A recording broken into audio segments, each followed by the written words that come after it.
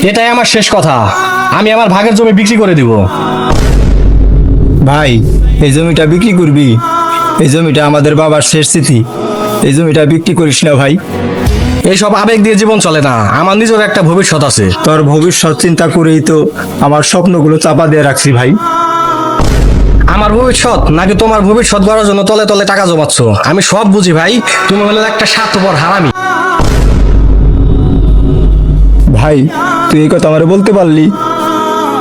আমার ভাগের জমি আমাকে বিক্রি করতে না দিলে তোমাকে আরো অনেক কিছু শুনতে হবে। ভাই হলো শাহিনের ভাই মোস্তফা। হ্যাঁ, মোস্তফারে কালকে কইলাম নিজের ভবিষ্যতের কথা চিন্তা করে নিজের জন্য কিছু কর। তাও শুধু বলে আমার ছোট ভাই আমার ভবিষ্যৎ। শুনেছি সব জমি জমা নাকি আগেই সব ছোট ভাই লিখে দিয়েছে। এমন বড় ভাই এখন কয়জনের কপালে জুটি।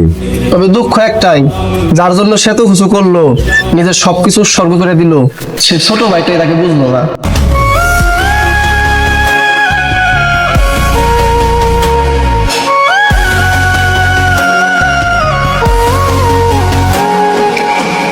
ভাই, ও ভাই,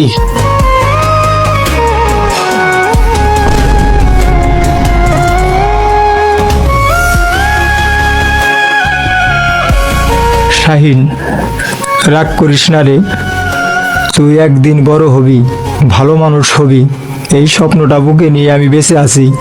আমার সব জমি জমা তোর নামে লিখে দিলাম, আমি থাকলে হয়তো তুই আটকে যাবি, তাই আমি চলে যাচ্ছি। শুধু একটি কথাই আমারে কষ্ট দেয়, তুই আমারে বুঝলি না রে ভাই।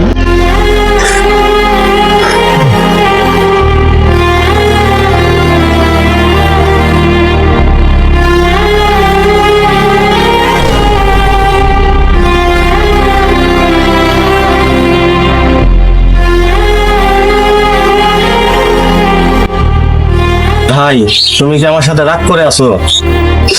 না রে ভাই, কার সাথে রাগ করব?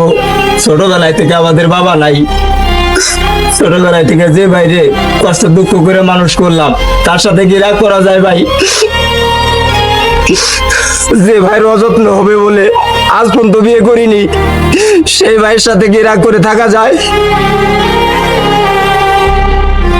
তুই যদি আলাদা হয়ে যাস আমি কি নিয়ে বাঁচবো বল ভাই? আরে ভাই তুই তো আমার সব। ভাই আমাকে তুমি ক্ষমা করে দাও ভাই, আমি আমার জমি জমা কিচ্ছু চাই না ভাই, আমি শুধু আমার ভাইকে চাই ভাই।